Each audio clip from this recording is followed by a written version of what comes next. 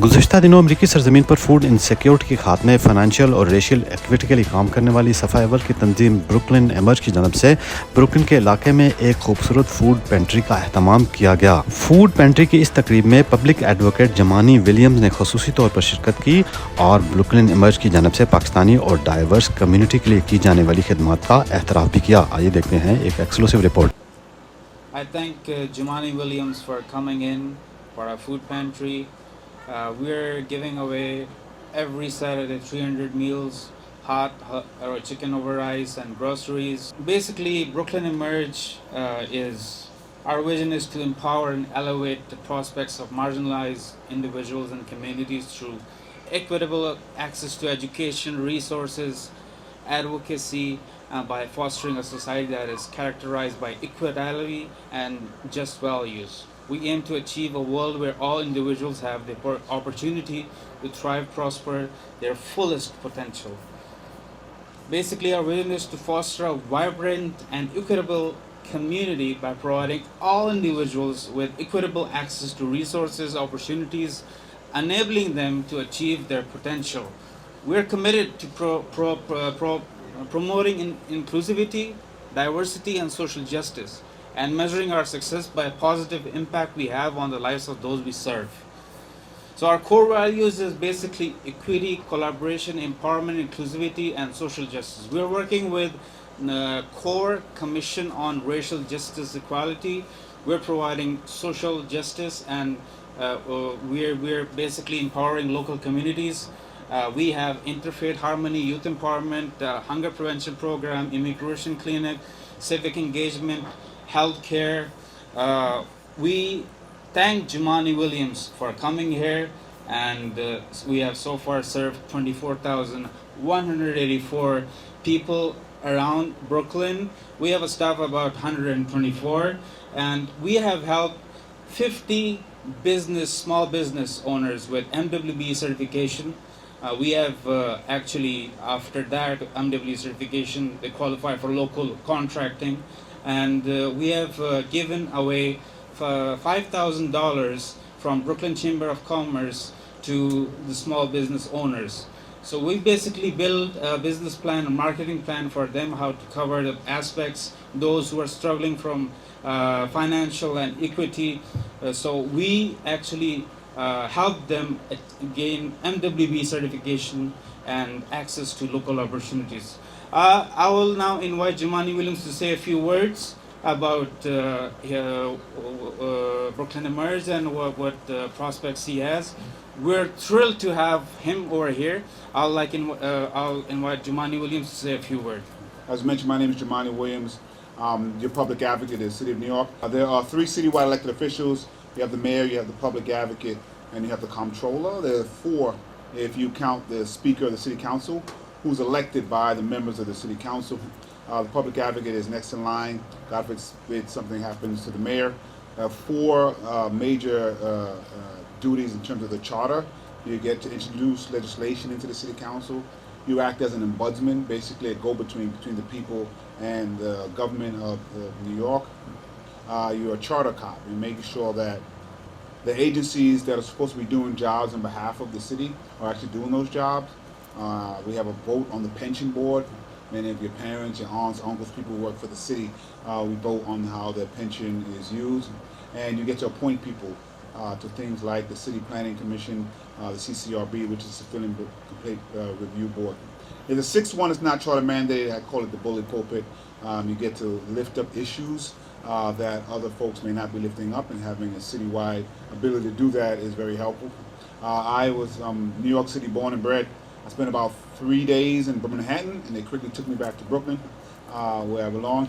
My parents are from the Caribbean, a small island of Grenada.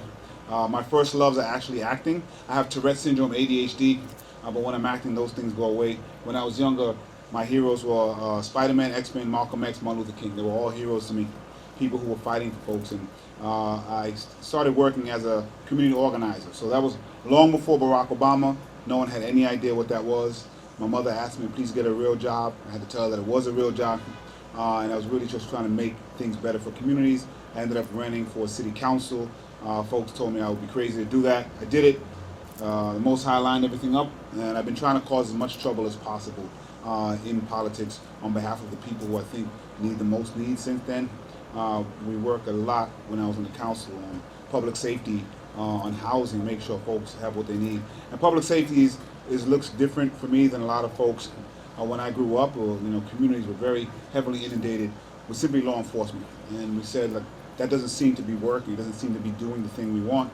And it's not that our law enforcement don't have a role to play, because they do, but it seems that the community needs so many other things, like housing, like food, like schools. And if the communities that have those things, public safety looks a little different. So we sought out to make sure that we can provide those kind of services as well.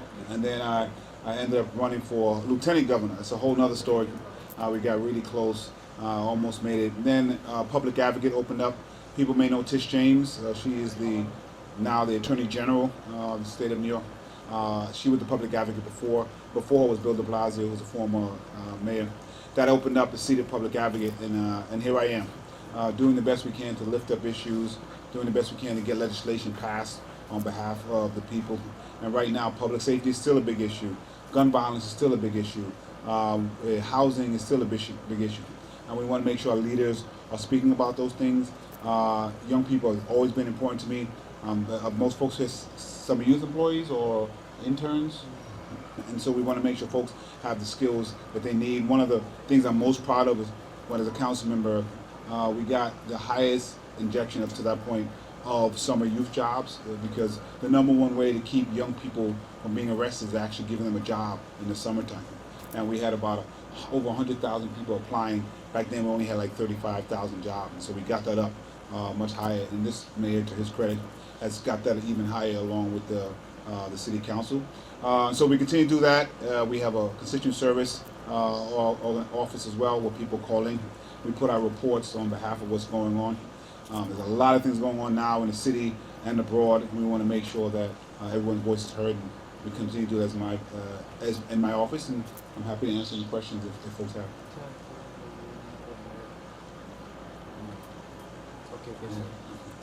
So I'm currently running for re-election as public advocate, and we have a couple folks who are looking into it.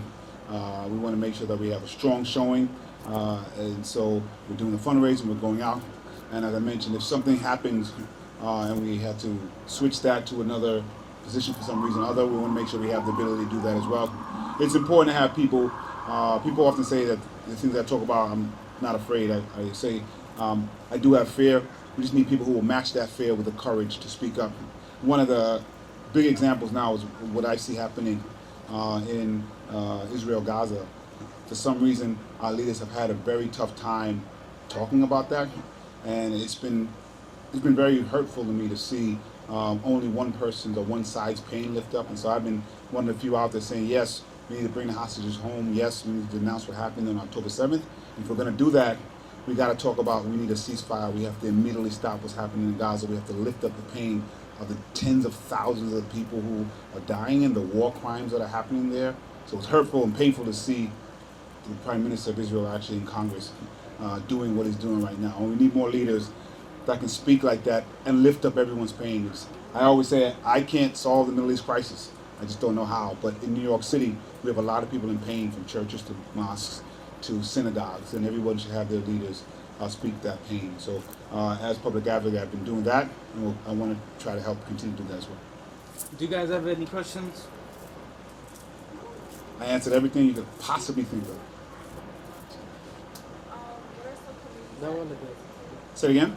What are some communities that you visit? Well, so the office is citywide, so I'm always in all the different boroughs, so I go all over the place. Actually, when I was doing community work, there's a place called Flatbush Development Corporation.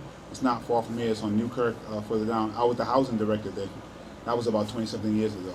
I went to Brooklyn College and Brooklyn Tech. So I'm Brooklyn educated from preschool to master's. Got a Brooklyn education, and immediately got involved in community work. So I'm all over the city, from NYCHA to one family, small homes, just trying to figure out what we can do to help. What I've found is that most communities kind of want the same thing. They want to have good food on their table. They want their kids to do better than them, and they want to have a good place to live. And different communities have different barriers, and so we try to figure out in those communities, how we can knock those barriers down. Thank you. What's your name? Nyla. Dyla? Nyla. Nyla. Yes. Thank you. These are our interns from SYEP. That's right. Yeah. Somebody's employment. Yeah. Awesome. Yeah, from Canberra and Brooklyn Community Service. Campbell, the long, we used to call them the long ones of Campbell Yeah. when I was at FTC because they were all over the place. Yeah. All right. So Community, you care about people eating, you care about food, and you're right. There's one commonality, which is everybody needs to put food on their table for their family. I wanted to know about the families that are immigrants, since this New York is an immigrant city. About the people who live here, pay taxes, but they may not be what people considered. I never use the word legal because that term itself to me is offensive, but documented. So for those who are not documented, but they've been working, trying to feed their families, both here and abroad, like you said, your family's from Grenada, so you know what it's like coming from somewhere else, being raised in a place as foreign to you that you make home. Have your people, have your office done anything for that, for those people, for those immigrants? Well, absolutely. We have Fabiola's not here, but we have a woman by the name of Fabiola who's awesome when it comes to this. She's a lot of our immigration work, and she's been very much involved with our new New Yorkers, as we call them, and make sure they have what they need. It's been very interesting. I've been, as I said, even my Caribbean folks, to hear the conversations that I hear about some of the new New Yorkers. And I understand the frustration, particularly of longtime New Yorkers who have been here for a very long time and they haven't got what they needed. And I understand that frustration. And I try to tell them, I want you to stay angry, but just don't take that anger out on the wrong people. You should take the anger out on the government who didn't provide that, even before our new New Yorkers were here. And if you let folks twist you up, you can have people who have very little really fighting people who have nothing, instead of really paying attention to the people who are making those policies to begin with. And so we want to make sure that we're, unfortunately, cities across the country, particularly, not to say Republican areas, have been trying to create this game about who can treat human beings the worst, and we need to win the game of who can treat human beings the best. New York City cannot do this by themselves. We just don't have the capacity to do it. So we need the White House to really help out with a broader systemic response that we haven't seen, because it's really a national problem. And we need our governor to do the same across the state. And everyone is just trying to focus on cities like New York City. It's just not something we can do. We have the capacity to do, but we have to respond very humanely. And the day before the first bus was sent here from Texas, there were just over 65,000 long-term New Yorkers who were in the shelter center. And they were in there for an average of 1 or 2 years, which means this problem existed long before our new New Yorkers came. But we have leaders who are trying to blame the New Yorkers for their failures, and that's something that's very frustrating to see.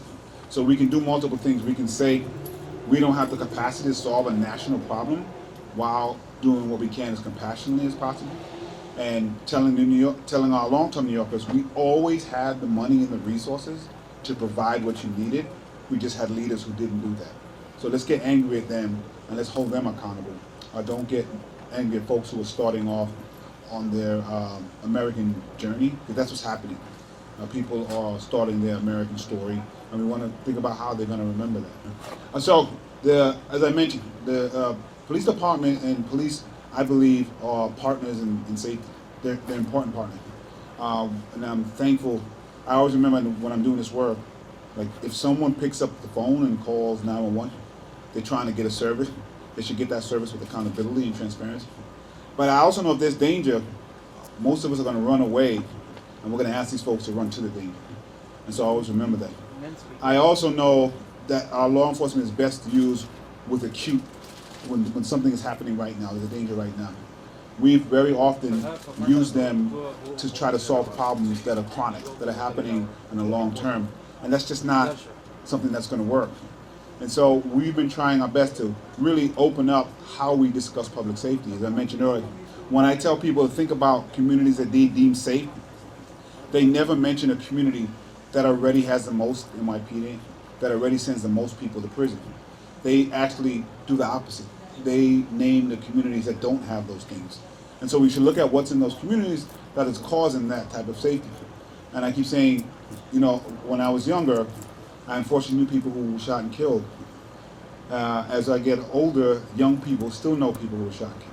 So the objective of saying we're going to arrest the children of the people we arrested 2 decades ago is not going to work, because if it would have worked, then if it could have worked, it would have worked already. So we've really been trying to push a different modality of what public safety means, so that we are not asking our law enforcement to do the jobs of everyone. And actually everybody understands that. When I go to different communities, even the most conservative folks who don't think they agree with me, and I say, listen, how many people think crime is an issue and we should address it? People raise their hand.